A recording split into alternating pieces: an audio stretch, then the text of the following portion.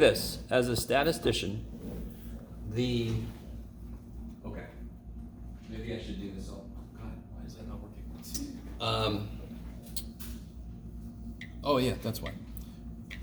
The misinformation, about vaccines, about spread of disease, about effectiveness of masks, and all these different things. It drove me insane. Yeah. And it made me so sad that so many people are so ill-informed. It's okay to be ill-informed because that just means you haven't had the time to go get informed, right? So on its own, that's fine. But then to make absolute decisions based on an ill-informed position. There are people that would confidently state something, and they would say, well, I did my research. What they did was they found something on YouTube saying what they already believed, and so they counted that as research. Yes? I mean, you might know people in your life like this. You might be this person. Yes? And that is absolutely crazy. And sorry, I always say if your position requires that entire medical institutions are lying, you probably should stop and think about your position. Okay. It's sort of like flat Earth approach. In order for flat Earth to be a true thing, everybody must be lying. Everybody has to be lying. Anyway, I'm sorry. So maybe next time I'll actually take time outside of class to try to find some studies related to mask effectiveness, right? Because I know some people in here are, I don't know your views. Please keep them to yourselves. But the numbers don't lie, yes? And, other countries have known this. Other countries, before the COVID vaccine, the COVID pandemic happened, they were wearing masks. To me, whenever I go to the doctor's office now, I wear a freaking mask. I'm like, this only, whenever I'm on a goddamn airplane, I wear a mask. Because every time I would go somewhere in an airplane, I would get sick a week later or something. And I'm like, why don't I just wear a stupid mask and then I'm good? So just anyway, I'm sorry. This is all a side note. So, you get with me? So that call makes me worried because the tenor of their questions makes me think that they had an agenda. Yeah, because they were just trying to ask me if I'd get vaccinated again, but they were like asking me all these questions and then asking me about like if people like whenever you're sick, have I gotten sick recently, and blah blah blah blah, and then they were like, oh, it's just like when you answer the phone. When I answer the phone, he was explaining that it's like for a statistic. So it's like, oh my gosh, I'm part of a statistic. But do you see, that's a very interesting little study in itself. The questions you told me they asked you, we're targeted. Just asking those questions puts you in a certain mindset. But they also asked me how I vote and all that. So that's Sure. Yeah. Yep. So I don't know who they were. They could do anything to make whatever show up. Yeah, right. When they call you. Right. So you can't trust that. Yeah. If he sees them as White House or whatever. I'm calling you today. You there? You probably shouldn't trust that, but I'll give them all my social security information. Alright, I'm sorry guys. 2, 4, 6, 8, 10, 12, 13. Lucky 13. So this is bad. Well, this is good. This is good that you're here. I appreciate you're here. This is bad for everybody else because this is a very critical time in this class. Because we are about to get into. I know this time, not today. Well, no, you said time. that last time that you're going to be going over the little theories and stuff, and then the main important shit is going to be today. I know, and then everybody says, "Oh, I won't come then." Doesn't sound important. All right. So everybody got their test back, right? Yes. Okay. Didn't really bring much in the way of scrapping. So let's do this. I have you're not going to believe this. I have a handout related to what we got into last time. Hey! This person, Marcus, is helping us. You're helping me stay sandwiched. You're the halfway point. Now I get half the class here.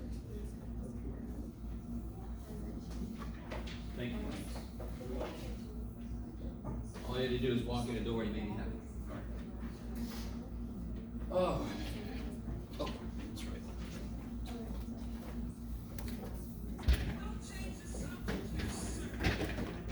What is happening over there?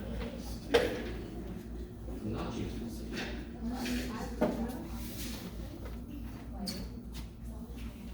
So, if you missed last class, let me talk a little bit real quick about what we did. So, there's a lot happening. I think you guys are like, oh, let me bring in more noise so Jeff feels better. Make up for all the people that are missing. Okay. So, the very quick elevator pitch style lecture here is, if you start with this formula, does that look at all familiar? Yes. Okay, so here is the thing, the kind of lecture, the kind of mini review I would give after we went through the entire actual derivation. This is not in place of last class. So if you missed last class, you must go watch that video, or just deal with the consequences. If I don't know this, which is most of the time, and last time we talked about finding a new species of spider, yes? If it's a new species of spider, I have no idea about anything about this spider. So I definitely don't know the average whatever. So what's the next best thing I could use if I don't know that? X-bar. Yeah, I could take a sample and I get X bar. Now, the fact that I took a sample, what happens to this guy? I'm taking a sample, I'm talking about the means. What has to happen to this guy?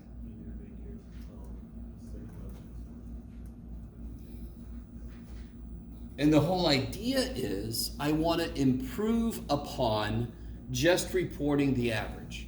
Yes, sir. That's population, right? That's the N, or is the N like, that's what I was. N is one of the letters that is always the same. It's our buddy, it's our pal. Yeah. What does N always mean? The variable. The number of things in what you're looking at. So it's not just population, it's like It's the number of things in what I'm looking at. And what did I just say? How did I get this? I took samples. so that is the number of things in my sample. So in the case of the spiders, this would be the number of spiders I got. Right? Is that okay? So like the question said, like, when looking at an island of like. We take a sample of 78 spiders. Yes. That's 78. Yeah. Okay, 11. Okay. All right. And the idea is, well, let me ask you this real quick. Do you guys know, all right, you guys know about a website, Rate My Professors, yes? Yes. Okay.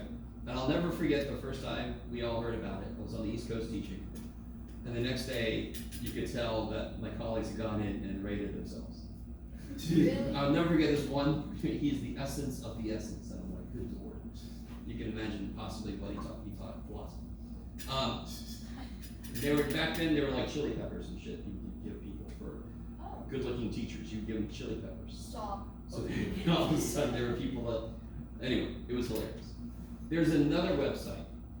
By the way, that website, I don't know, I haven't looked at my reviews in a while, but I'm always like, if I don't get some bad reviews, I'm not doing my job right.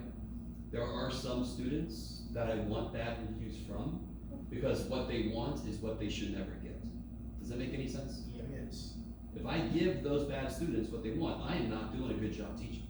Right. And if they don't get what they want, they're gonna write a bad review. And I'm like, so there are some people I want bad reviews from to tell me, oh yeah, I'm doing good. You guys with me? Alright, so I don't care what my rating is. If it's bad, fantastic. There's another website that is better information. By the way, this is public domain knowledge. You can actually contact Grossman College and they must give it to you. You could request, and there's a website that has done this for you, grade distributions for teachers in each class they teach. If you want to go to the website, I'm not going to tell you what it is, you can find it yourself. You have to pay money to get access. Or you can just contact Grossman College and say, I know this is public domain knowledge, give it to me. Are you guys kind of with me? Do you guys, anybody know this? Yeah. So for example, what I mean is, you could see my grade distribution for all the Math 160 courses I've ever taught. It'll tell you how many A's, how many B's, how many C's. You with me? It'll break it down by semester. It'll give you total. I know. And that's a lot of work they put into it, so they charge money, but you can get it yourself. If you knew, the rate my professor thing was the same for these two teachers, you with me? But, and they both gave an average of a C. All right, and let's all pretend we're in university. The difference with university is, at Grossmont, is D passing? Kinda. Not really. At university, is D passing? Yes.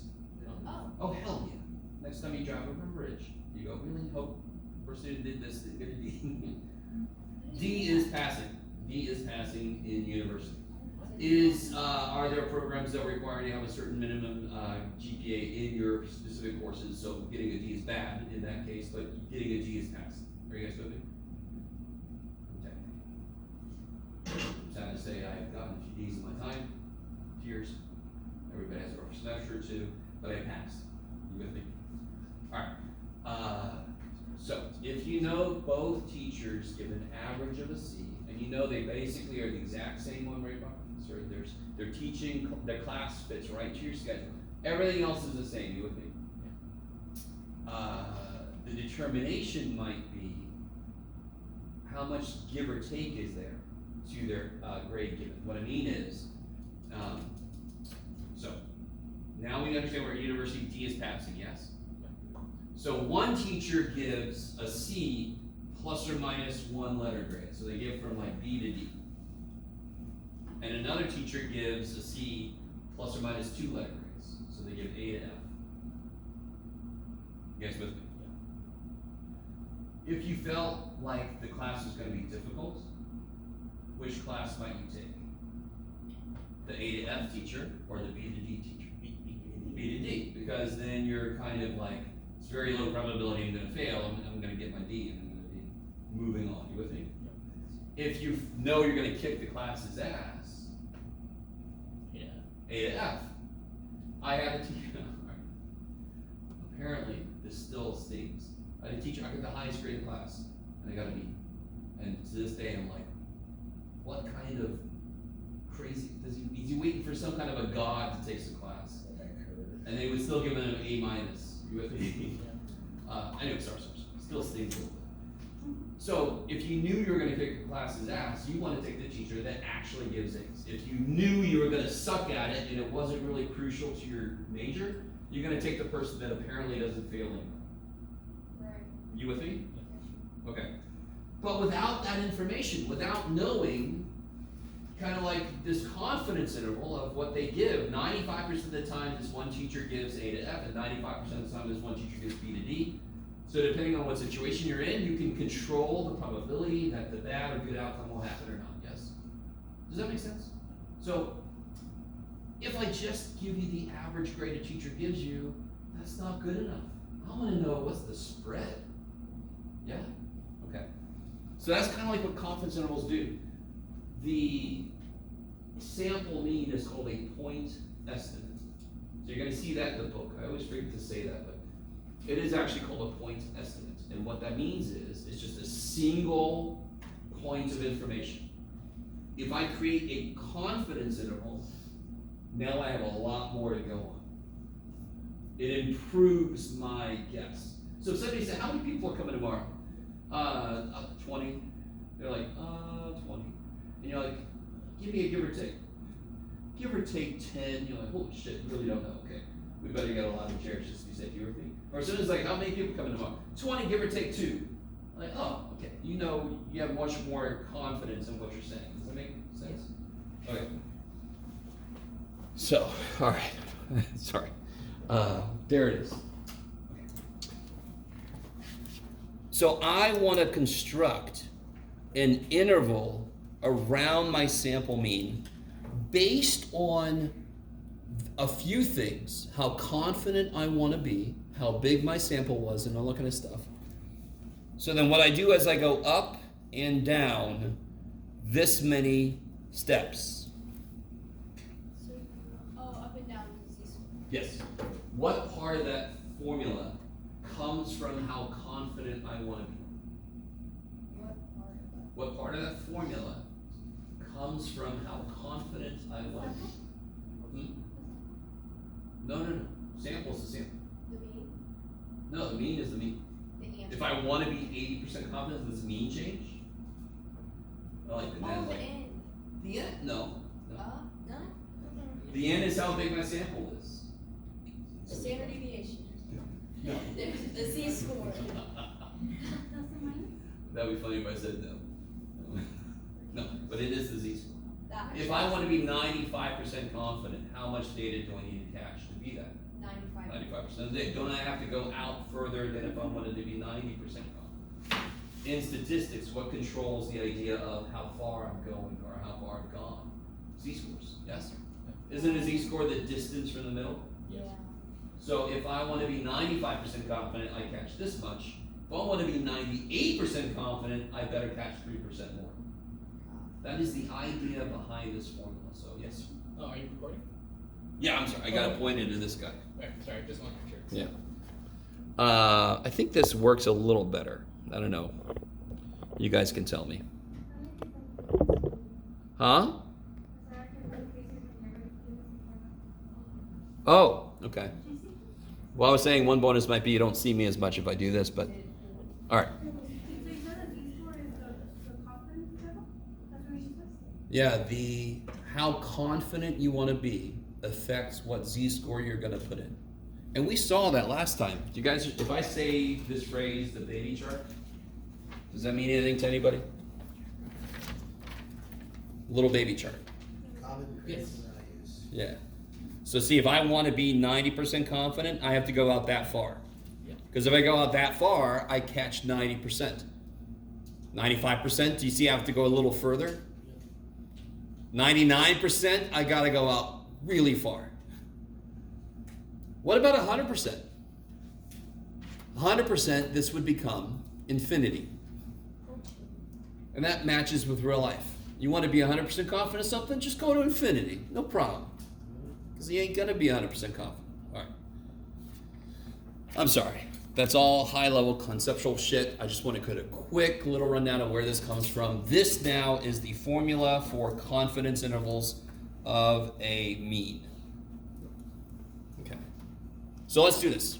Everybody's, did I give this out? Yes. You have so many left, Jeff, because there's so many people missing. That's right. I was like, I got so many of these. Did I give these out? Yes, I did. So let's take a look at this. So instead of spiders, I decided to go with dolphins. So can you read through this and try to get a couple of the first things done up here? Yes? I actually went very ahead, but I had a question. Go ahead, everybody. So try to get as far as you can with this. What was it? That was good. And then this is just collecting what I told you. Yep, and yep, good, good. And then go with the formula to do this thing. Okay, thank you. Sure.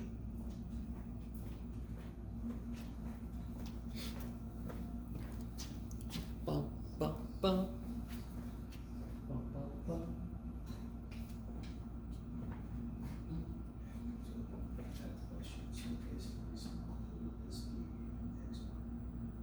Yeah, the sample mean is X bar. Yeah, that's X bar. Average length, so sample mean length, that's the X bar. Standard deviation total. In the formula, 37. There's what?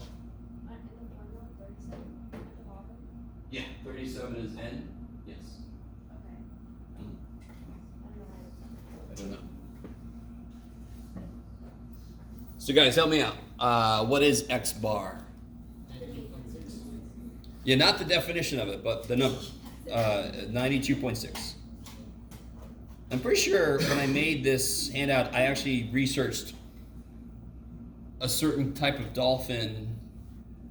It was a pink bottlenose dolphin. I think. Those are crazy cute, man. I gotta tell you. I'm pretty sure I got like numbers. I just made up numbers that are kind of close to the reality. Blah blah blah. Oh, the whole idea behind this, by the way. I'm sorry. So this is another island. This is the island of the spiders, yes? but we're looking at dolphins. Oh my God. We're looking at dolphins around this island. So again, it's a subset of a larger population that we know stuff about. I know the standard deviation of these dolphins lengths. You with me? But I'm curious if around this island, for some reason, they might grow longer. Maybe there's more resources in the water, there's more food, there's whatever, it's warmer, whatever. You guys kind of with me?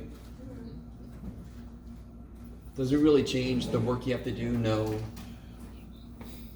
What's sigma? 4.11. And then what's n? 37. Kick ass. Why is it okay to use z-scores? It's normal.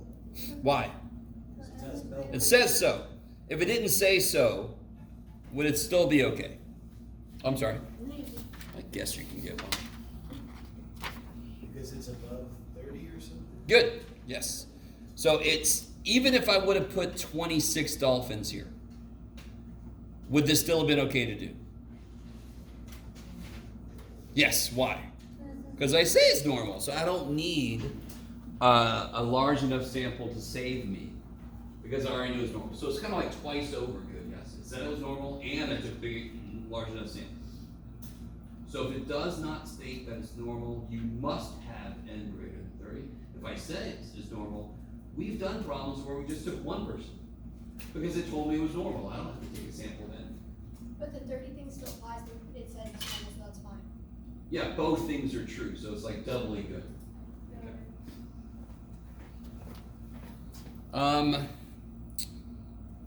So normal. Said so. And n greater than 30. Okay. And then here, if you do this the old-fashioned way, 95% confidence, yes? Right. This would be 0.025, and you can look it up, but we have a better way, don't we?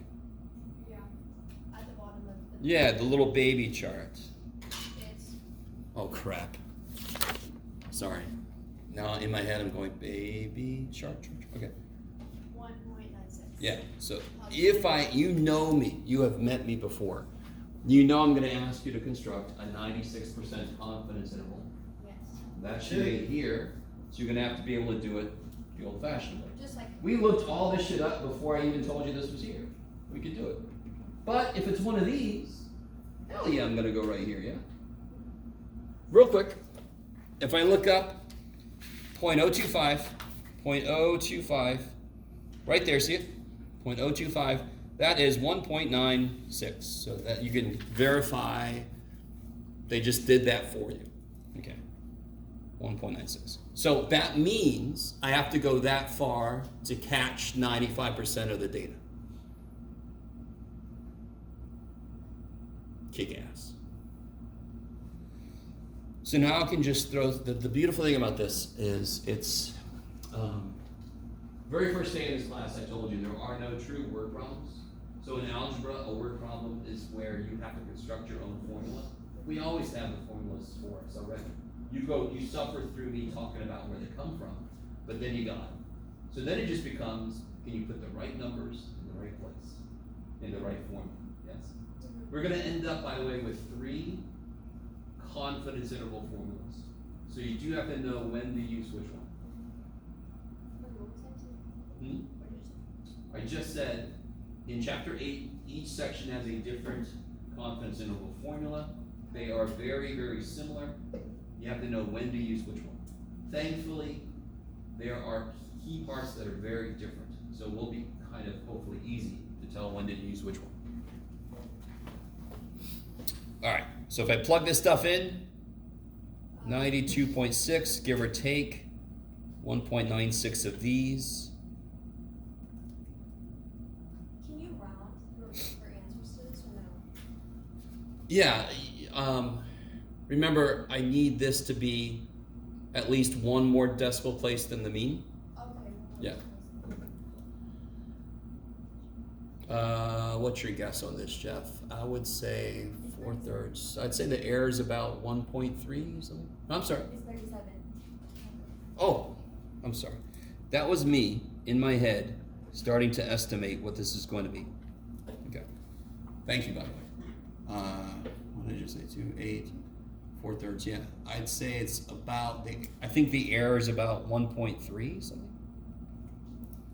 That's my guess. Probably 1.2 something. Could be 1.3 something.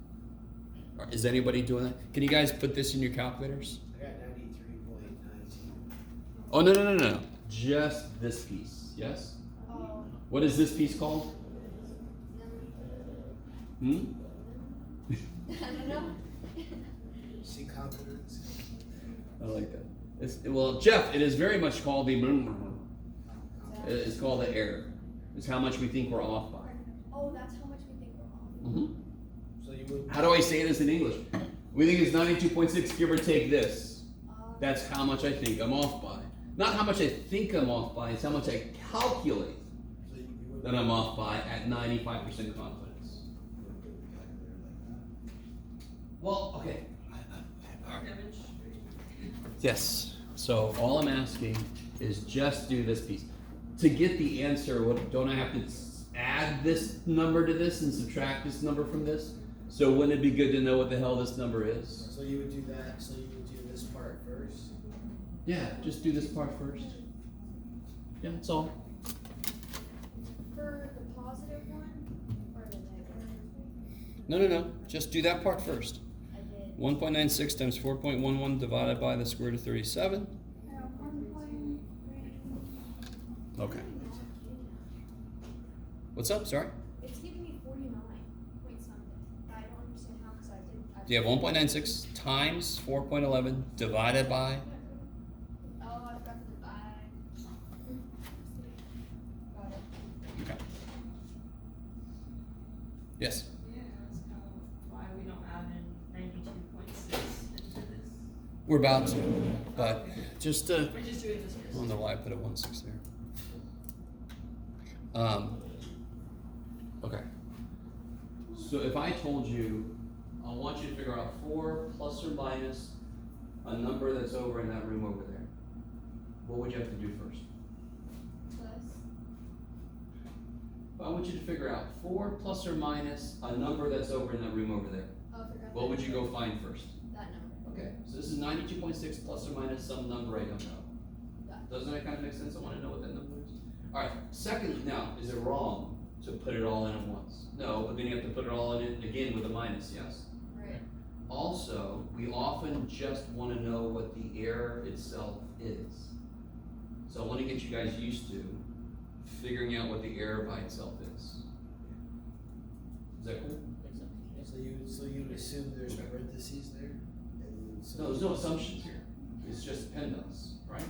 So we would do this. Please excuse my dumbass son. Sally. Or dear Aunt Sally. Yes. So don't I add and subtract last in PEMDAS? Is that the ass end of PEMDAS? So then we would just. I have to do this chunk first because this is all multiplication division, yes? Okay, so we're just following order. So let's see. Did everybody get this for the error? So I want to be at least 2 decimal place, 1 more decimal place than this is, okay? Just to kind of maintain our accuracy. Can anyone tell me what that 1.32 means physically? The error. In terms of this problem, I want to hear stuff from the actual physical problem. I'm sorry, you. I'm sorry, some more people came in, I didn't notice. Anybody else need this sheet we're working on? Everybody else got the sheet yet? Okay.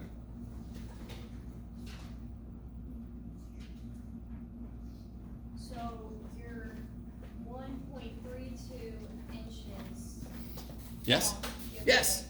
We believe, based on our sample we chose and how confident we want to be, we're about 1.32 inches off from the actual average.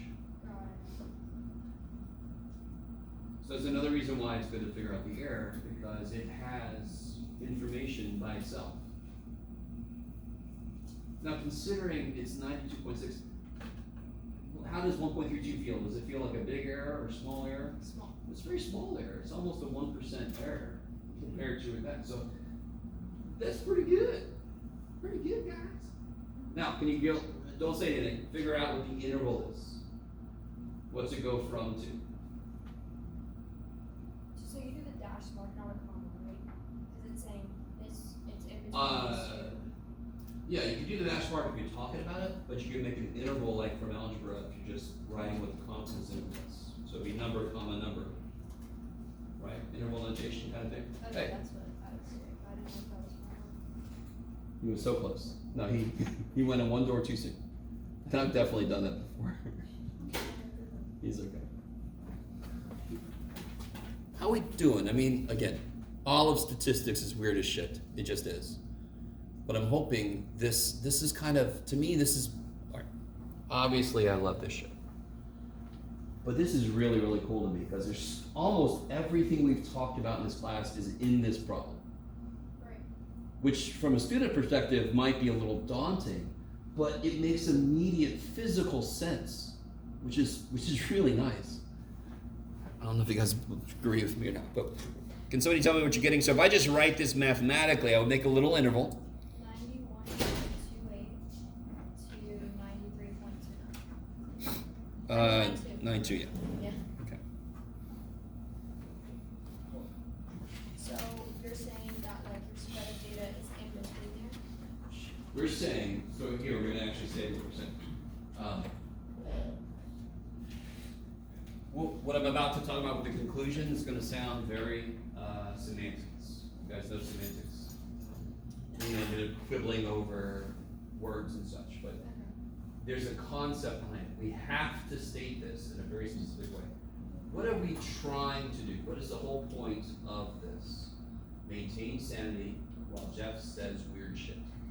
But besides that, more specifically, in this problem, what are we trying to do with these dolphins? We're trying to see how close. We're trying to get a feel for what? The true mean length of these dolphins around this island. Yes? Oh, all of them, not just straight up, down. Exactly, yes. Not just We straight took a sample of dolphins off the coast of this island. There are more dolphins than that. Right, But we don't have time to look at every dolphin, yes? right. And the dolphins we did pick, some of them were like good, and some were like, what's wrong with me? I'm sorry. We're trying to get a feel for the actual length of these dolphins. 92.6 is a good estimate. We're assuming we picked a good random sample of dolphins. We didn't pick our favorite ones. But how much do you know? That's so cute. We don't want bias, yes? So that's pretty good, but we want to improve on that. And it kind of makes sense that the way to improve it is go up and down so much, and how much will that number I go up and down, how much will that change? Well, it's based on my sample size. It's based on how confident we want to be in what we state. If I wanted to be more confident, should my interval be bigger? Oh, yeah. If I wanted to be more confident, my interval would get bigger. I have to catch more so I can be more confident. If I want to be 95% confident I caught somebody, I would catch 95% of the people. If I want to be more confident, do I have to catch more? Yeah. And the way I kind of say this very often is I have to make my interval bigger to cover my ass for not knowing what's going on. Okay. So how do I state this? The purpose of this is to try to catch the real mean. The real mean exists. Somewhere in between. If some other group came and took a sample of 37 dolphins, do you think they would also get this? No. I would put a ton of money on they would get a different number there, yes? Wouldn't their interval then be different from ours? You guys with me? If 100 different research groups came and took their own sample of 37 dolphins, 95% of their intervals would actually catch the real mean. Let me say that again. If 100 different research groups came out and took their own samples of 37 dolphins, 95% of them, so 95 of them would have intervals that catch the real mean. 5% of the time, they wouldn't catch the real mean. That is the real idea behind the 95% confidence. So normally we just take one sample. So we interpret it to mean we are 95% confident that our sample caught it, because 95% of everybody's intervals would catch it. So confidence is like everyone, not just Yes. one. Every probability is based on large. If I flip a coin once, does 50% chance of heads mean shit physically? It's gonna be heads or tails, yes? So 50% doesn't mean shit then. But if I flip a coin 6,000 times, now I expect 3,000. Now 50% has an actual physical meaning, yes? Okay. Can we stop? I'm throwing a lot at you, I'm sorry. So the nuts and bolts of this is really straightforward. Was that really hard math, or was it hard to figure out what number went where, all that kind of stuff? So on a nuts and bolts level, this is easy as shit. As always, the interpretation level is a little bit trickier. So how do I state this? We are how confident? 95% confident that the interval we created, yes, the interval, 91.28 what? Wait, what? 92.6. No. Wait, what? 91.28 inches, yes? 91.28 inches to 93.92 inches. Okay, let me stop for a minute. We're 95% confident that the interval we made, what's the interval we made? 91.28 inches to 93.92 inches. So if you don't put the units in there, I will take some points off. Because you have to tell me physically what the hell you're talking about, right? Don't make me be a dork, because I will, and I'll put down there light years. You know, don't. If you don't put a unit in, I'm gonna be stupid and put 2 means. Okay. We are 95% confident that this interval contains the true population mean length of these dolphins.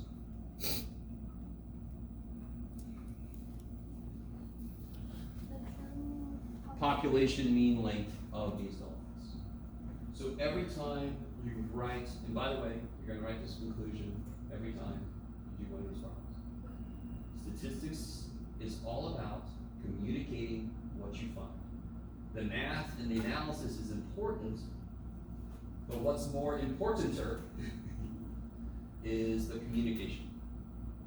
And on your level, to be able to communicate what you found, you have to understand what you found. Yes? What does it say after 91.2? I don't know. Oh, this is inches. Okay. Yeah. Believe it or not, Okay, I see it now. it looks like It looks like or something. notes. I read notes. It does look like notes. Now that's all I can see. Shit. Inches. Okay. That's worse, Joe. Okay, sorry. So again, there's a really cool thing I'm going to have you guys do. We're not going to have enough time today. I don't want to say the phrase next time because then people start to back. But next time we will do that. Where you guys are going to, everybody's going to make their own confidence interval based on the same population of data. And then we can actually concretely see what percentage of you don't catch it. Now what's going to suck for me is, if I have very few people show up for that, it's like the birthday thing. The more people that show up, the better it normally goes. And I only have 28 people in my class entirely, and if a few people don't come, Jeff's not going to see what he wants to see other people. All right.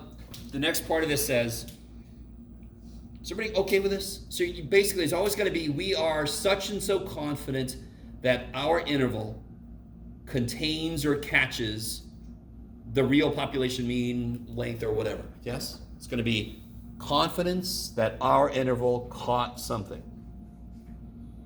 If you change the arrangement, it actually doesn't make statistical sense. So you don't say we're 95% confident that the actual mean length is in this interval. That's backwards. And I don't blame you if that sounds like semantics, like I said, but it isn't. Would the 90% confidence interval be smaller or larger than the one we did? Smaller. Why smaller?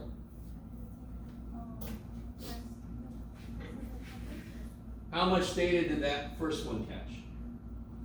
95% of the data, because we constructed it to do so. If I want to be 90% confident, do I have to catch more or less data? Less. So I'm okay with covering my ass less, yes? Good look for me, that's okay. Can you guys go ahead? It's basically the same problem, but now you can go ahead and try to do part B. All the numbers are the same except for what? What's the only thing that's gonna be different? Well, your confidence is different. What number does that immediately, what letter does that immediately change? The Z-score. Oh, you're Because right. that controls how far, alright, so try to do part B, go.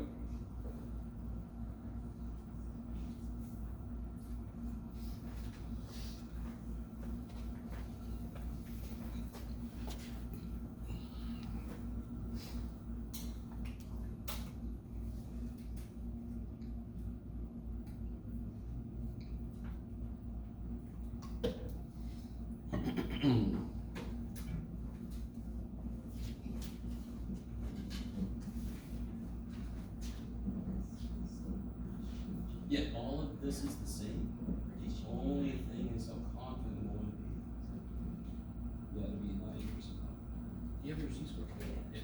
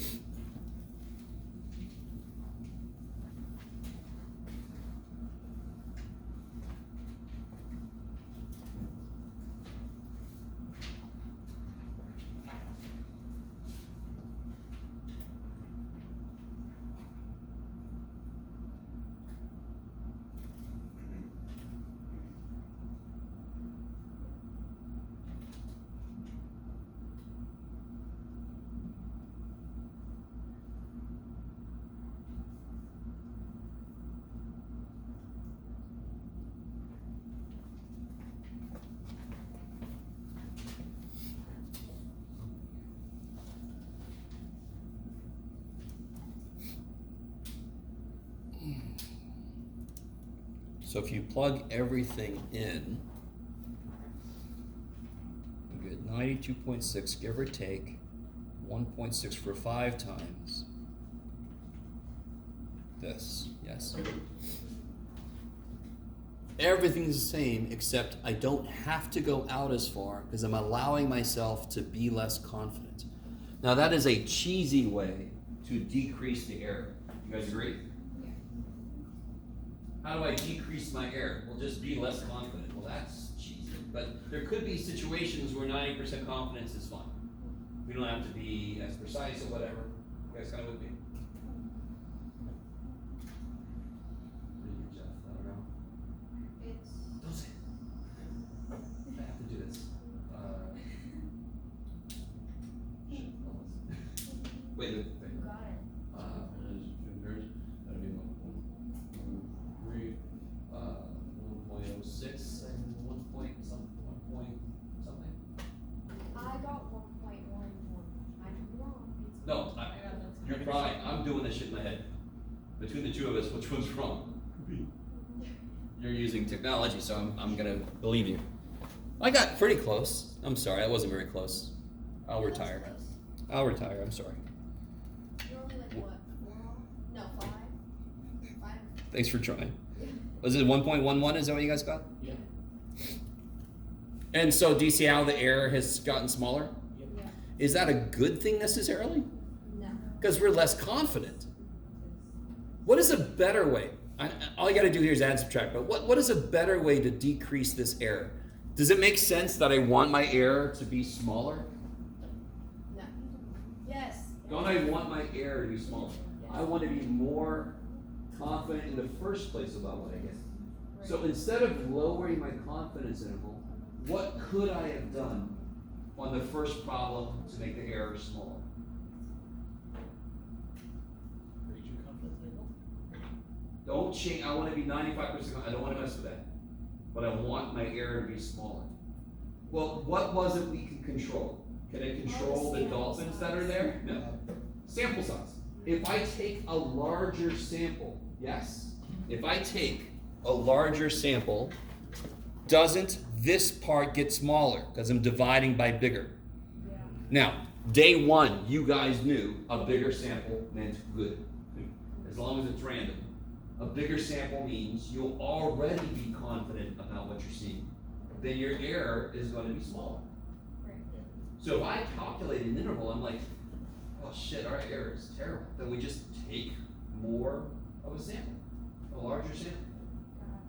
Now, that's not like just mathematically doing shit. If I take more dolphins as a sample randomly, of course I'm gonna be more certain about what I get. You with me? It's not just some mathematical maneuver, just make the number bigger. No, I'm actually gonna take more dolphins. I should be more confident about what I get. If I take 3 Grossmont students, are you very confident that they represent all of Gross? No. If I take 300, I feel pretty good. Okay. So here, what do we get? I'm sorry, we get, I think I'm all tapped. 91.49? Yes. Yeah, of course, 93.71. Yes. Okay, it's my one skill. So if you haven't yet, don't say anything, try to write the conclusion.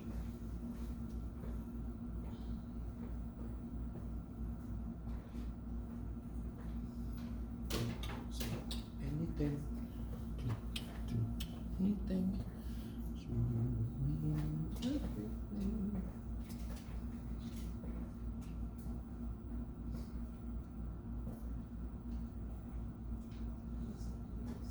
No, I'm sorry. Write the conclusion. I should have put a little box there, but I didn't think about it. So right now, everybody is trying to write their own version of "We are farmers." No, we are. Every time I say that, that's what I think.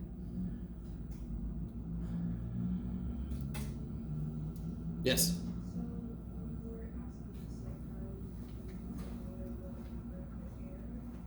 In general, if you're out in the field, you're trying to make a confidence interval, your error is like unacceptable.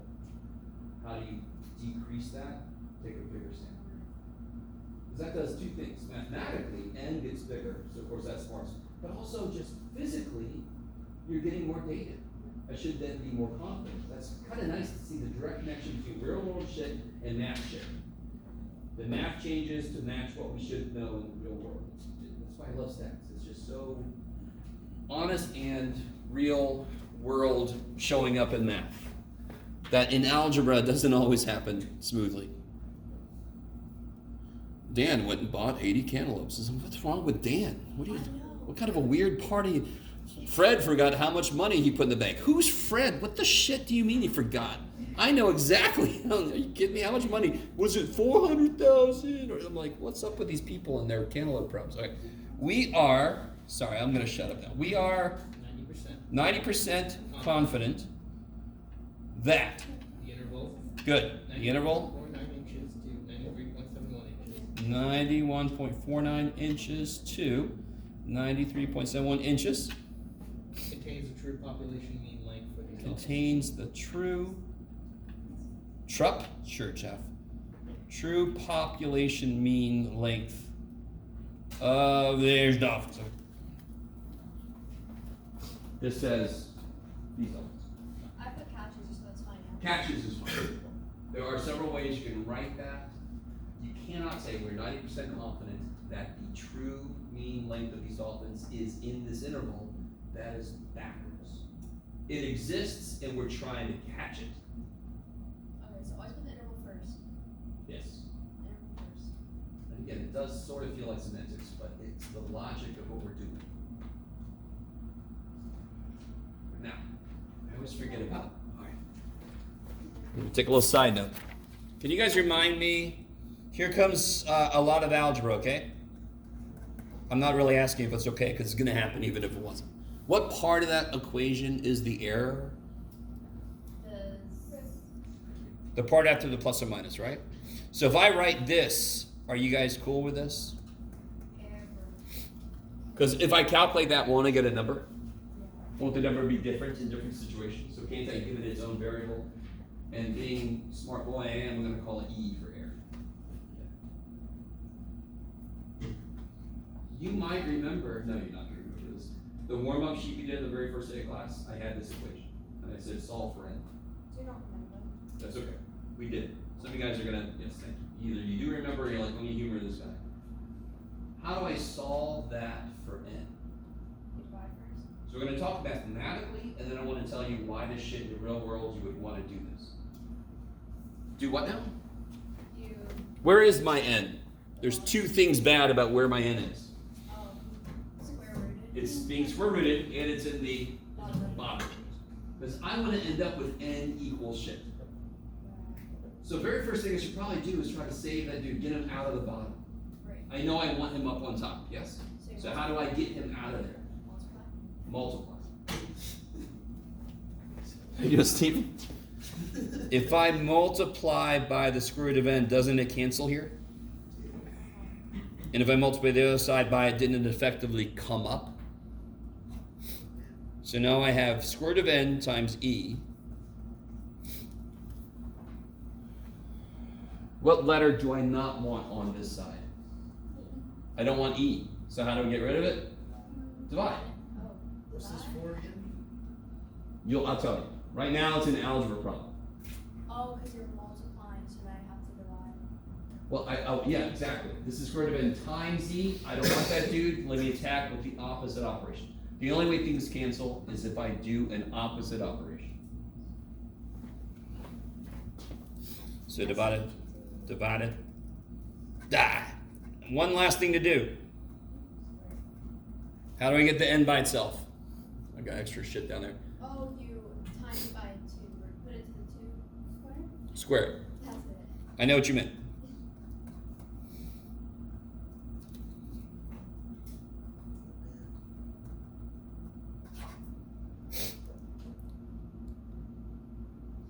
Now, remind me, what does n mean? How big the sample is, right? So what this does, if I know ahead of time what I want my error to be, like if we knew ahead of time, we gotta know the approximate length of these pieces of wood, but we have to be within an inch. Because if I'm off by more than that, it's not all of them gonna fit in the truck or whatever. You guys kinda with me? Just a quick physical situation. If I know ahead of time what I want my error to be, I can put that in this formula and see how big my sample needs to be. Ah. That's what this does. I call this a feasibility analysis. If you want to be within 5 inches of the average height, and you do this and n is 80,000, and it's just you, do you want to go measure 80,000 dolphins or whatever? So it's not feasible, correct? So you could say, I want to be within this much. How big of a sample would I have to take? That's the formula you would use. Yes? So within. All right, so let's look at the sheet. So is it saying 95%? Or is At 95% confidence, yes. Because what does this formula need me to know? It needs me to know the error. right? It needs me to know the standard deviation.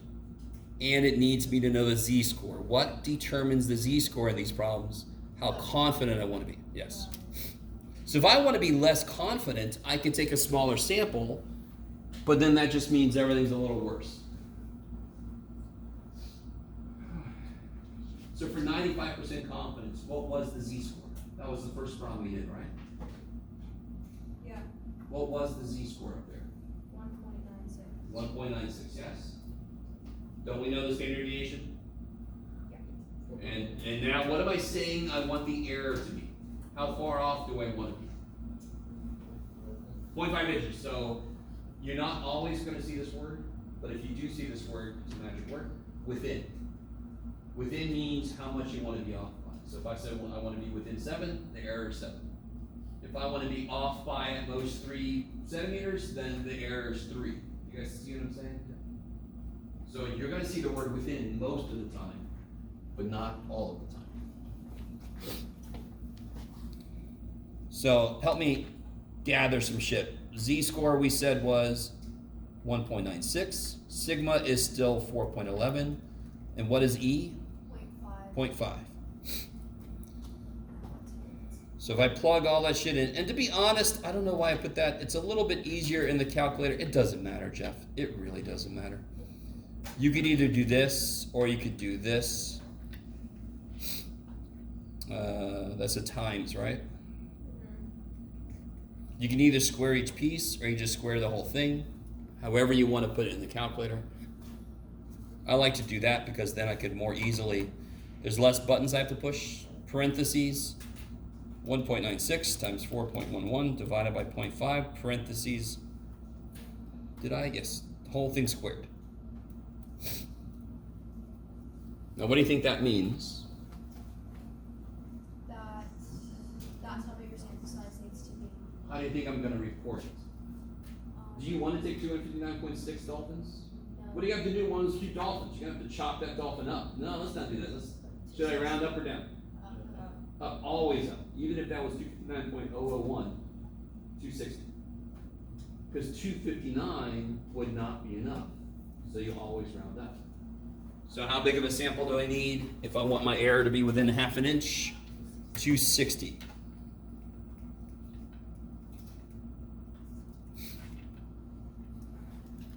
Real quick. When we took 37 dolphins, what error did that lead to? How big of an error did that lead to? 1.32. Yes? That's the error, yes? That is the error, yes? So when I had a sample size of 37, it gave me an error of 1.32 inches. So doesn't it make sense that if I want that error to be 0.5, I'm going to need quite a few more dolphins? Yeah. Because 37 made the error 1.32. So if I want to be off by half an inch, I need 260. The nice thing is, I've already got 37. So to be honest, did I ask it this way? How many more would I need? How many more dolphins would I need? For what? I've already got 37 of them, right? Didn't I already do 37 of them? Oh yeah. So I would need 223 more dolphins. Is that right, Jeff? So that's Yeah. the right. Yes. That's the real answer? Huh? That's the real answer? No. The way I asked it, you would need 260. If I said how many more would you need? 223. Is that cool? Because we already got 37. If I need 260, I just need 223 more. Now, that's quite a bit more, so then it depends on, are we able to do that? Do we want to do that? You have the funding to do that? Funding, the time, the patience, right? Man hours, Yeah, okay. So again, feasibility study. Resources, patience, do we need sleep? All that kind of stuff. Okay. All right, let me, before I get into the next big idea, let's do one more example just like this before we get to the other side of this paper. Because the other side of this paper is brand new shit. So let's do a problem from scratch here. Let's see. So what if we took a sample of 89 gross one students. We find a sample mean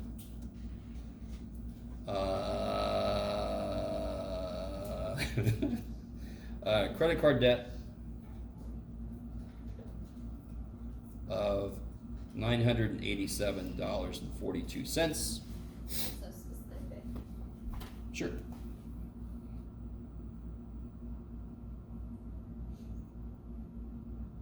We want to know, it is known that sigma is, make it up, Jeff. Do it. Look at that. Ooh, numbers. Okay. Sure. It is known that the standard deviation of population to credit card debt for gross one students is $186.45.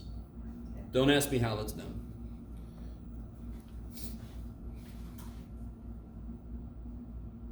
We want to find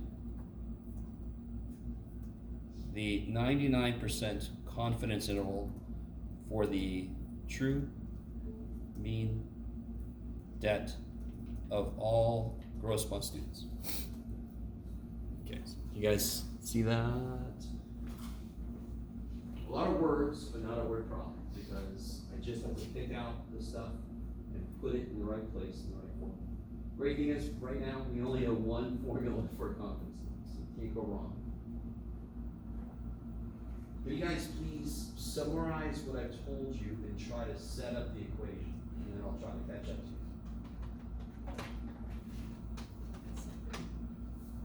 you. Yeah, sure. In the paper that you all definitely brought. I always love it when somebody's like, You have some paper? yeah, Do you have a pencil? who are you? What do you think you are? You're good, I'm not No, making you're fun. good. Okay. Are you sure? Never. I don't know what I'm doing. Ever.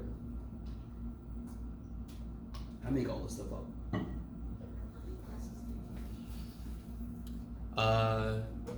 Wait a minute. 1, 2, 3, 4, 5. Yeah. It's all different types of. Yeah. A colleague taught like 5 of the same classes. If I teach 2 of the same class, I go crazy. Because I'll say something like, didn't I already say this? No, that was the other. I just go crazy. It would definitely make stuff easier though, to teach 5 of the same class.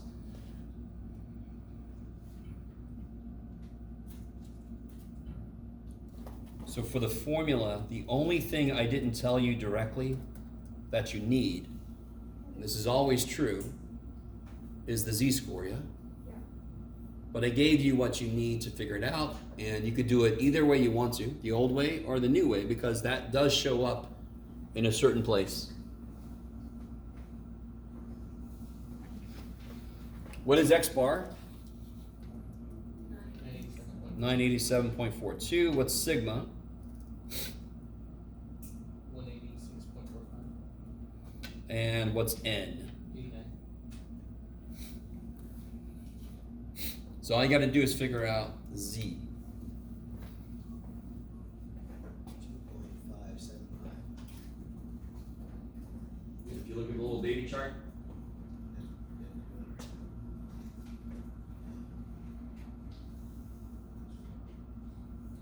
yeah, sweet, so I'll be your ear. Love it.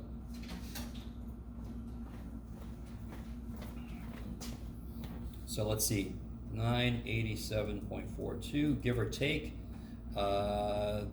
this many of these.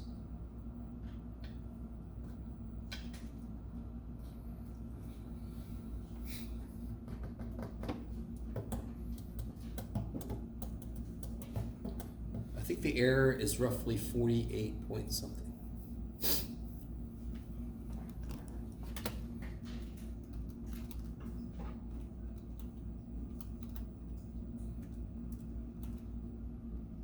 Damn it. All right. 50. Yeah. I suck. It's too bad. Now be careful. I'm sorry guys, I don't mean to be going too fast, but right, you calculate the error next. How many decimal places should my error go out to? 3. Why? Because that mean is 2 places. There's always got to be one more place, yeah? At least one more place. So this will be 50. I'm getting 50.891. I got 59.473. Let's see, did I put something in wrong? No, I I got the probably same thing as you. 186.45, square root of 89, right? 1.86.45 square root of 87. Do you guys see that? Is it okay? It's supposed to be 87. No, 89. Didn't you say 87? Nope. Well, I did it for 87, so. I like that. You're like, I see your problem, Jeff, but I want to do this one. Yeah. Sorry. I wrote 87 up there, and I just followed it the whole way down. And for a moment, I thought, I could make a 9 look like a 7, but I made a pretty good 9. I hope. No, it was definitely me. How's everybody doing? You guys okay? Yes. What's up, guys? I don't even know. Can you formulate the question? I know the form. I don't know how to find z-scores. I'm be honest. Oh, okay, okay. Lost like All right. 3 weeks. Here, dude. All right, let me show you 2 levels of this, okay? The immediate thing I could do is right here. Yeah. See it? Yeah. But it only works in these 3 situations, right? Yeah. So for 99% confidence is 2575.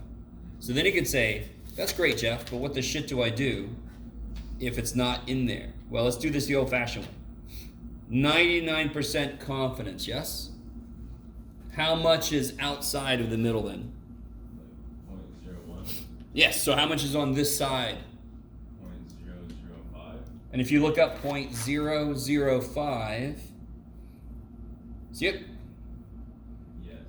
If you follow that asterisk, because it's right in between 2.57 and 2.58, so of course it's 2.575. Okay. Does that make more sense? Yeah. Because you know I'm going to ask you for a 98% confidence interval or something that's not here. So you have to be able to do it the other way. Okay. Yeah. And that's why I did the problem like bounding the middle whatever percent. I was exactly getting you ready for this. So Yes. like in a situation where you would do that, where you'd be like 98 or 96, you would just, Yeah, for 96, 4% outside, 2% that side, look up 0.02. That's your z-score. so just minus 100, right? Yeah. Because if so much is inside, the rest has to be outside. Yes. Split it in half. And then cut it in half because of symmetry, yeah. Yes. Yeah. Now, real quick. I'm not nothing with you, Kelsey, but do you see how quick that, I mean, the minute I do something or say something that doesn't make sense, just let me know. And some of you guys are like, I wouldn't stop asking you Jeff's questions because you never make any sense. I'm like, damn, it's tears. But the minute I do or say something that doesn't, you don't know where it came from, ask. Don't self-censor in that regard. Self-censor in every other way. But in terms of asking questions, don't stop yet. So I mean, I know from the last problem, I didn't understand the error. So the error was changing as this one. So the last one. This one? Oh, Because the question is asking is how was that within 0.5? So that's like the. so wouldn't you say that this got to within 1.32 inches? It was give or take 1.32 inches? So this was within 1.32 inches. So when I see something that says something like within so much, off by so much, that's the error. That's how much I want to kind of be wrong by at most. So that I'm going to make my error this. So within is like a key word, but it doesn't have to be within. It could be off by this much. We could even say the error is. Yeah. I'm so sorry. We're not done with this, by the way, right? But what's up? Never mind. I think it's Real quick, let's finish this up. What do you guys get for the interval? 936.52 and 1,000 or 1038.31. Oh, I see, yeah. 1038.31 sounds about right. Now I can put those back to 2 places because we're talking about money, right? So it'll be $936.52, $1,038.31. Can I put it in 3 places or would I get points? No, if you do more places, you're fine. So we are 99% confident that the interval $936.52 to $1,038.31 catches the population of all first month students. No, catches the population mean. Yeah. Of all. Credit card debt for. Can I say it that way? No, because mean is an adjective in a way. It's like a modifier. So mean what? What comes after the word mean must be what it is the mean of. Credit card Yeah. debt of all. Population mean credit card debt of all gross month students.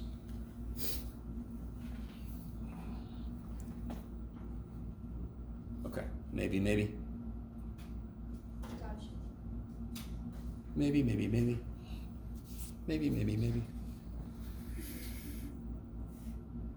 Okay, so a lot of concept behind it. This is a lot like, remember when we did the whole thing about the what was it, the Island of Ages, and it took me forever to talk about it, and it ended up all we had to do was divide the standard deviation by the square root of n. So the nuts and bolts of it very often is much more straightforward than the reason it works. So I talked about this a lot, but the actual level of mathematics you have to do is very minimal. But a lot went into creating this equation. Now you just have to plug this shit in the right place. So now we're going to talk about the next level of this. What is the next distribution we're going to, not distribution, I'm sorry, we're not there yet, but I need paper. There we go. So when we're talking about the election, for example, or anything, that it's reported as 48% you're going to vote for this person, 46% you're going to vote for this person. At the bottom it says plus or minus whatever. You with me? Right. That's our percentages. So we have constructed confidence intervals for means. Now we want to figure out how do I construct a confidence interval for a percentage. So I'm going to go through my derivation. We're going to end up at an equation. It's going to look like the same form. Every confidence interval will look like something plus or minus something. Because that's the way to make it interval. Yeah. 8.3. Yes. We're going to go back and do 8.2 later because 8.2, I got a whole other chart that's different from the z-score chart that we use for 8.2. 8.3 uses the z-score chart, that's why I like to do it out of order. So let me remind you guys, when I developed this formula here, what just happened? Oh, did I do that? I did. Sorry. I kind of like it when I don't have any little candles for the table, so hold on. Let me see if I can make this guy go. Oh, good. All right. So I can't do that. Fine. I started with this old formula here, yes? Okay, now, if I want to create a confidence interval for a percentage, like a percentage of people that will vote for somebody, isn't there then a percentage of people that won't? Yeah, PQ. Isn't that a binomial? That's an NPQ problem, okay? So I'm going to start this discussion with making a confidence interval for the mean of a binomial, because that's kind of like, I can use this formula directly then, because the mean shows up here. Can you guys just remind me the formula for the mean and the standard deviation for an NPQ problem? Those are the best little dudes. If I have a binomial probability distribution,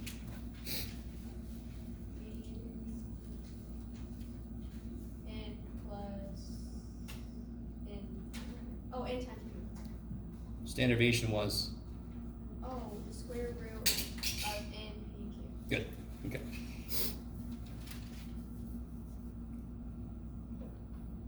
So here's what I'm going to do. I'm going to take this, the same way I started with this and got there, I'm going to take this and just replace shit. What am I going to put here?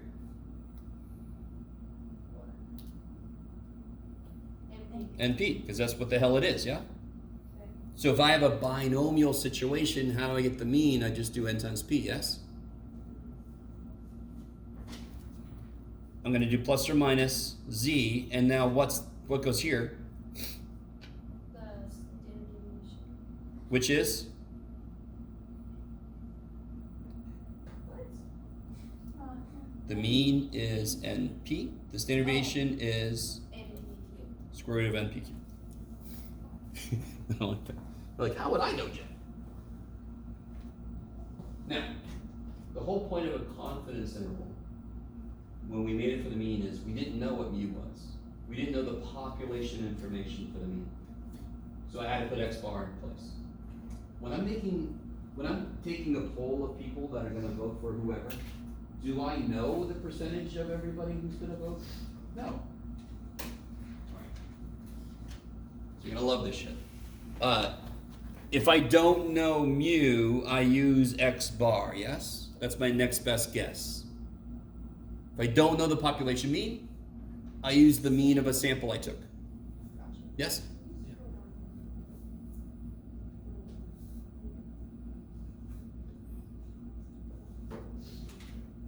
Okay. So there's still something not true about this at the moment. We're going to get there. Because what is it in this equation I don't know? I don't know P and Q. I don't, in this case, I'm not going to know the population. I'm going to try to figure out an estimate for them. So this equation is not quite true yet. It's a great first step. Good job, Jeff. Thank you. But I don't know what P and Q are. Same way I didn't know what mu was, so I had to use x bar instead. So here's the idea. If I don't know the probability, the percentage of the entire population, I use a percentage I get from a sample. It's a symbol we haven't used yet. So the sample mean is x bar. See how I put a little thing on its head? Yeah. Put a little thing on the head of y, that means the average y. Put a little bar on the head of z, that means the average z. Whatever the hell the variable is. So I'm not going to put a bar on top of p, because math people, we were like, man, everybody thinks we're all stodgy and shit. Let's put a little party hat on this dude. And that's pretty much what we did. It's like a triangle. Yeah. So we do call this, the official name of this symbol is p hat, P hat. which is the thing you don't want to be wearing, I think. So this is called p hat. So x bar, sample mean, p hat, sample percentage. Sample percentage. Yep. So Q is a Q hat? Q would be Q hat. Chicken Z accent. And what do you think, no matter what clothing P and Q are wearing, what do they have to add up to be? One. 1. Thankfully, this is where we stop putting clothing on variables. We don't have P sock and P whatever, okay? Just the P hat, we stop. Is everybody kind of, it's exactly the same. I need a different symbol for the sample mean versus population mean. So I need a different symbol for the sample percentage versus the population percentage. So does everybody agree that there's currently a percentage of all gross fund students that have been to Alaska? Yes. It exists, yes? Do you know what it is? I don't either. Could we take a sample of 148 gross fund students and say, have you been to Alaska? And then we develop a percentage? Yeah. If 3 of them said yes, we would do 3 divided by, what did I say, 178? That would be P hat. Because where did it come from? Sample. Yes. So therefore, this equation isn't really correct yet. I have to put in here NP hat, give or take Z squared of NP hat Q hat. Because I'm not, the whole reason I want to do this shit is so that I can estimate what P is. So obviously I can't use P in it because I don't know what the hell P is. I've got to use my estimates, P hat, Q hat.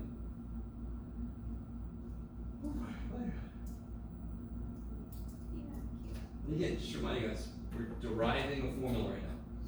You're never gonna have to redo what I'm doing. Yes? Yeah, P is the population percentage. P hat would be a sample percentage.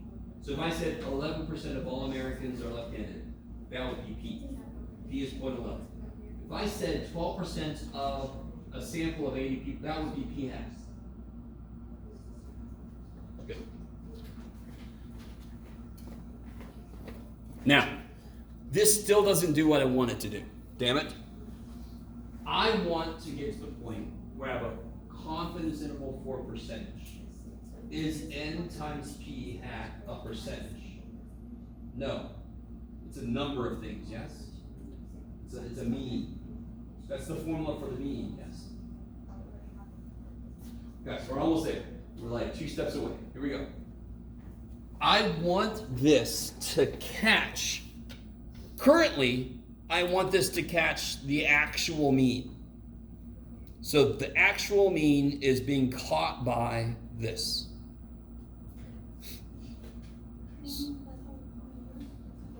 Say again? Oh, no. Well, I'm going to do what I'm going to do right now. You ready?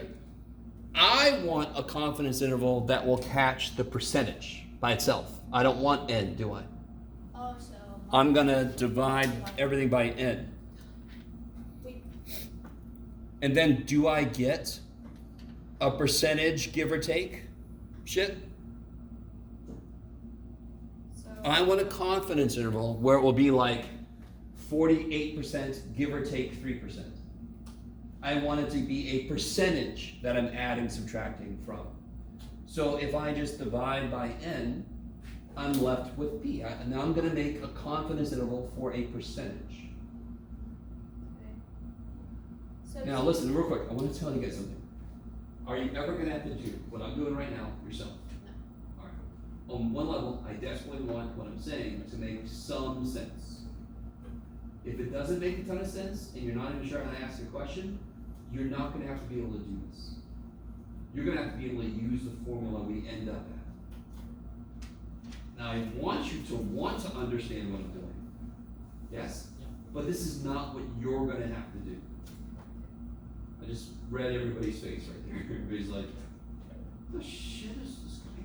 What?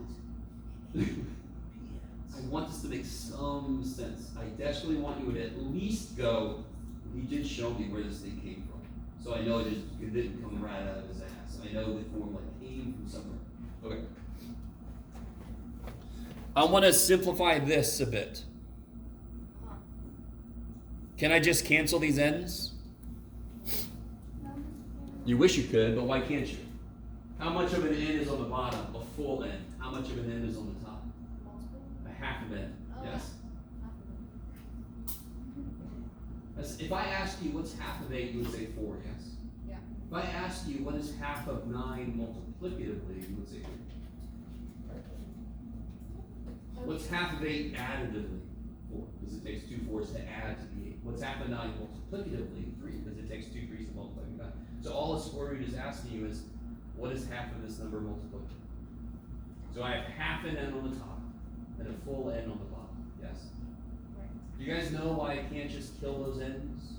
I can only simplify things if they are in the same root. So what is 8 divided by the square root of 2? I don't know. What's the square root of 8 divided by the square root of 2? Square root of 4. Does that sound familiar? You can only combine and simplify shit that have the same root on them. And you're all like, whatever you say, Jeff. So for example, if I had the square root of what do you got, Jeff? Square root of 50 divided by 2. That is not the square root of 25. But if I have the square root of 50 divided by the square root of 2, I can make that a big ass square root because both of them are in the square root. Now that is the square root of 25, which of course is 5. So they must be in the same root for me to combine them. Multiplicative, divisively? Sure, Jeff. Make up a word. Sounds good. So let me just look at this piece by itself. You guys are being so patient. How do I gauge that? Nobody's walked away and nobody's sleeping. If I need them to both have the same root, can I just put a square root on the n on the bottom? Wouldn't that change it? Yeah.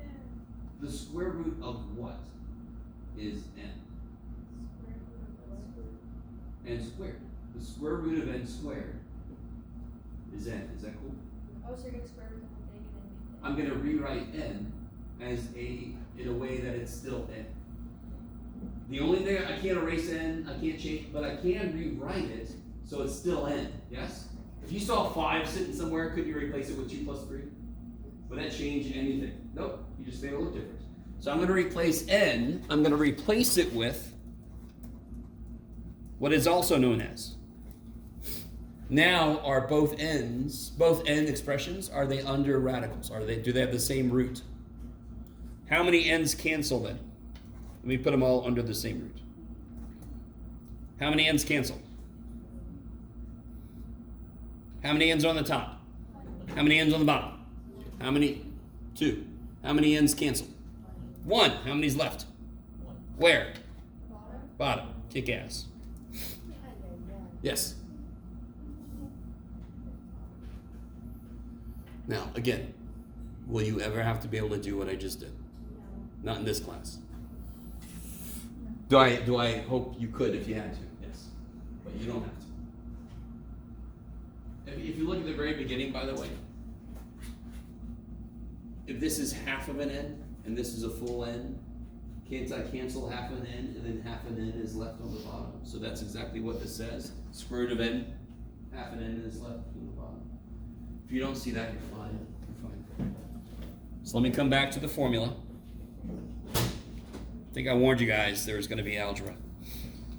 So now this can be written as this.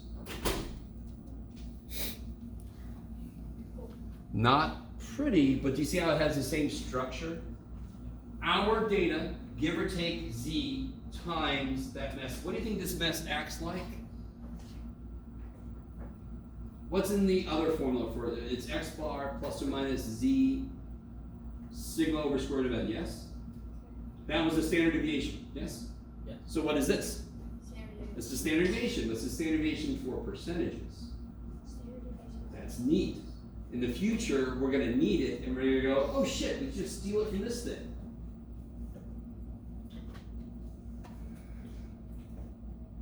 Do you have to understand what I just said? No. So here, let's try a problem. Actually, yes. Well, no. Let's try. I'm going to make up a problem. All right. So everybody got that? Yes. So the, and so the p hat, that's the sample of percentage, The sample percentage. and then the, what we just did here is the. Confidence interval. Yeah. So this would create a confidence interval. And then the- So if I do this work, I'll end up with something like I'm 95% confident that the interval 58% to 62% contains a true percentage, blah, blah, blah. Yes? Okay. So let's say we took a sample of 149 dog owners, and we find, Jeff, you can do it, 122 of them Oh, took, Chihuahuas. huh? What? Oh, sure. Own, of course you had to pick Chihuahuas. Chihuahuas? I think that's right.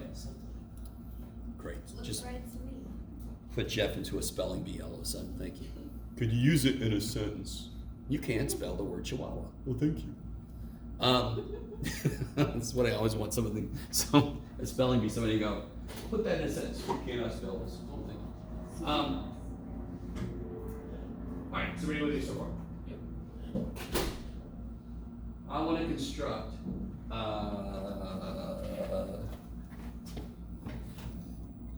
We want to construct a 94% confidence interval for the true, good Lord, is that the word true, Jeff? True population percentage who own Chihuahuas. From here on out, they're going to be called cheese, okay? I like that. What kind of dog you have? Cheese.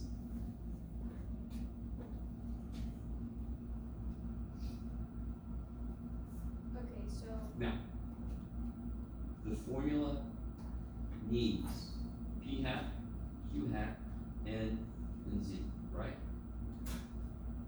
Do you know n? N is 149. Do you see why it's not 122? Yeah, because that's N has to be the total number, correct? Yeah. What will 122 help me get that I need? So let me put the formula down again, sorry. P hat, give or take, z square root p hat, q hat over n. N is 149. What's p hat? 122. Nope, that's way over 1. Yes, 122 out of? 149. Yes. It's a percentage. Is that a population percentage? No, it's a Where'd it come from? sample. That's a sample percentage. That's why I put a little party hat on the PV. do we have to find that percentage and then just plug that into the equation? Yep. Okay, cool. So what is 122 divided by 149? Wait, don't say. Jeff, we don't wanna wait all day for you to try to finish up. Wait, I got it. Oh, it's gonna be roughly like it's gonna be right around 0.8. So when you round, this is what I always mess up without fail, Alright. is rounding. You ready? Yeah. I normally say here, I want your p-hat, q-hat to be at least 3 places. Do you understand, real quick, you could make everything go to 4 decimal places, and that pretty much covers your ass for everything you would be. The only thing that doesn't work for would be z-scores, because the chart only goes out to 2 places. Got it. You understand what I'm saying?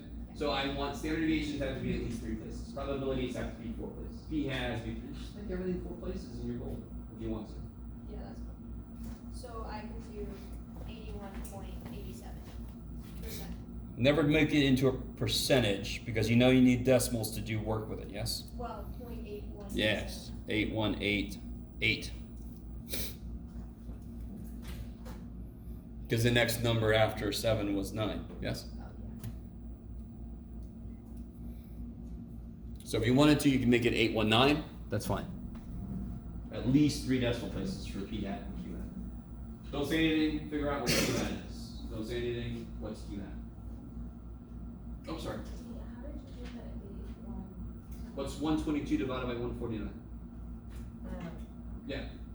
So 122 out of 149 people own chihuahuas in our group, so then I can just divide and see what percentage own chihuahuas in the group. Oh, so that's over 140. Oh, I see. Oh, I'm sorry. Over 179. You're fine, don't, My bad, my bad. I apologize, guys. I am all too well aware. On the first day, you guys are probably like, holy shit. I picked somebody who can't write worth crap.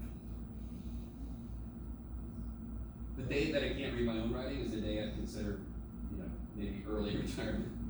I had a teacher that did that. I think did I tell you guys about that? It's like, just somebody, I said, what'd you write? He's like, I remember what I wrote here. I'm like, oh shit. You need to leave. Did he retire? No. All right. So if I put this stuff in, oh, what's Q hat, by the way? Did you guys get that? 0.1812. How do you get that? No matter what clothing they're wearing, what a P and Q have to add up to be. So 1 minus this. Yep. Same as we did before. Same as it ever was. Same as it ever was. So I'm going to put here 0.8188, give or take. Oh, the next level thing I got to do is what's my z-score? 94%. No, that's the confidence interval. Yeah, I know. That will Yes. lead to, okay. So take a minute. Is that in my little baby chart? No. I keep forgetting the song and then I say that word and it goes back. No, chart. 94%. So it was 94% in. What percentage is out? Well, 6%, 3%. Look up 0.03. You're right. And I think you should get, what do you want to try to guess, Jeff?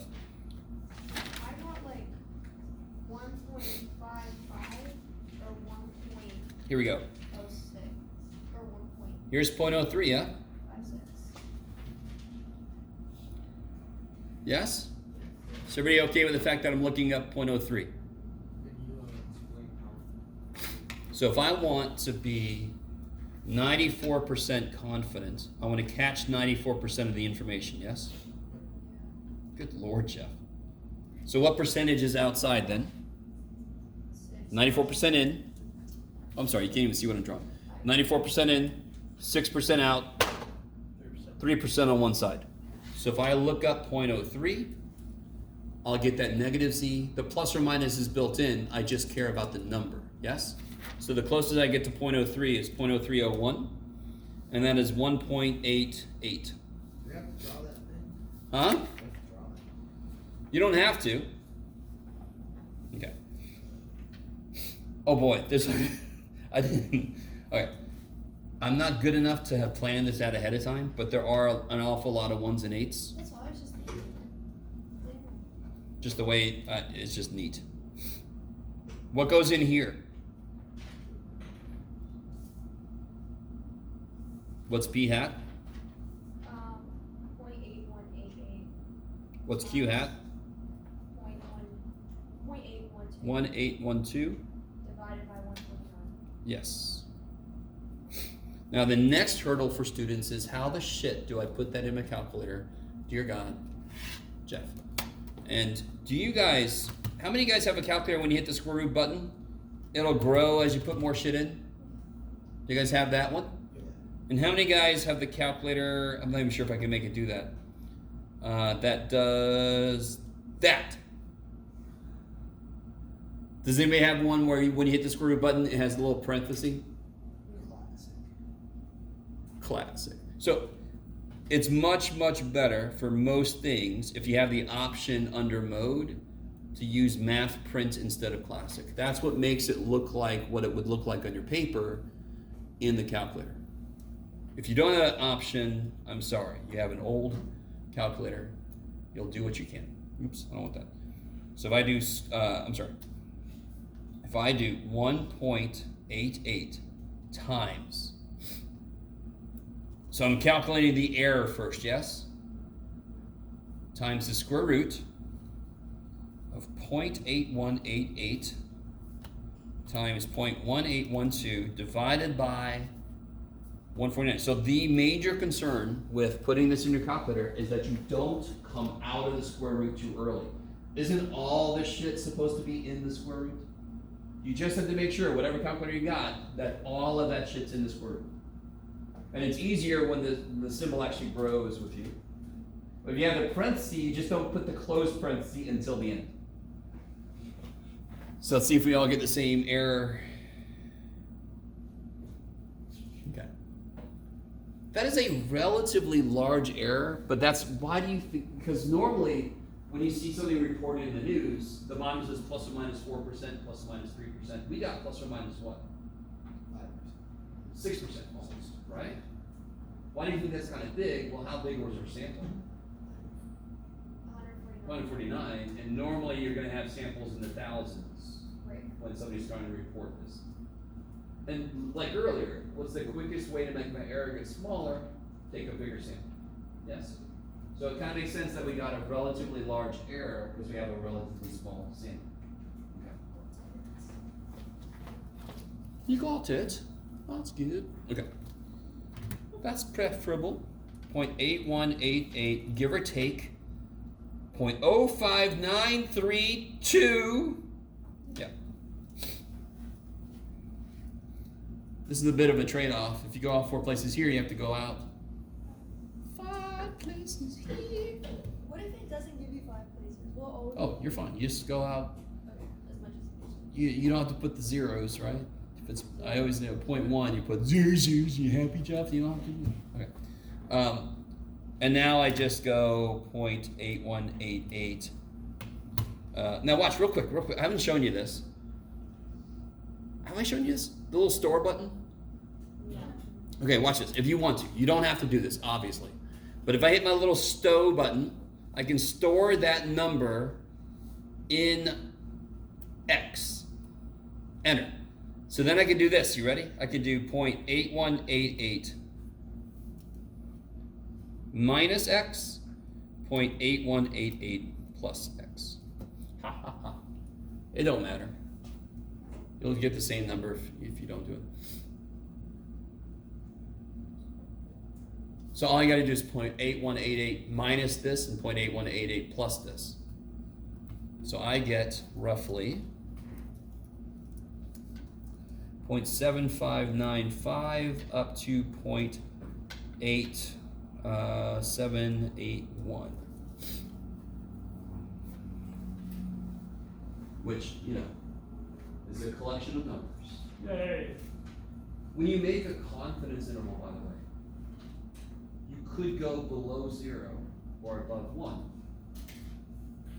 because you're kind of extending past what your sample was. It doesn't mean you did anything wrong necessarily, but that could happen. So if you get something that goes below 0, we call that consistent with 0. So something above 1, we call it consistent with 100%. We didn't do that here. What the shit does that mean? What does that mean, what we just found? That 75.95% to 87.81% of the population owns Chihuahua. Of dog owners. Roughly. Give or take. We are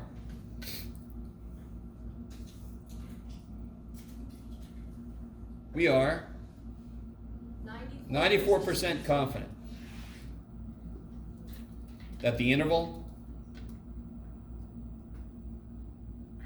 75.95% to 87.81% contains the true population percentage of people owning Chihuahuas. So the conclusion has the same cadence to it because it's saying the exact same thing.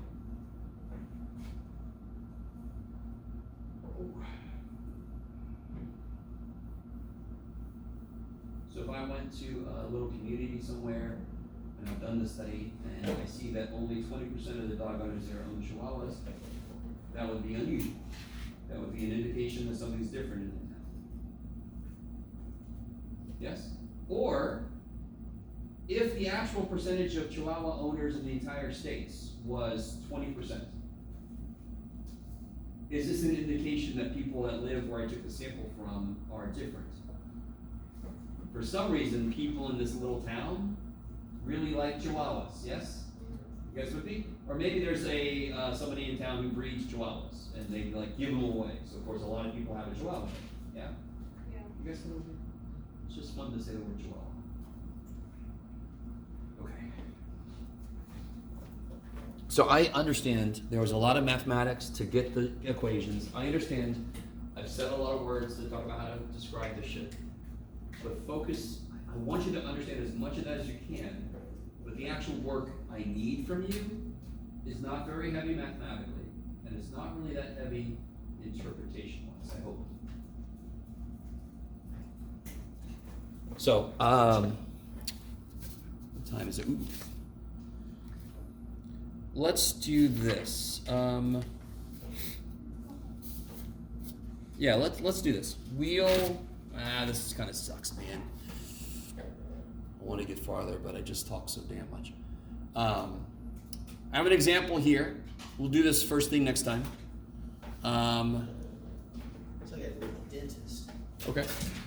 And Next time, we'll get into the next chart, beyond z-scores.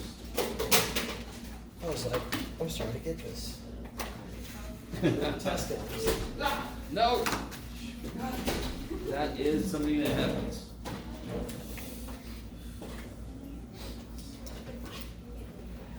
Since we didn't take a break, I want to let us out a little bit. So.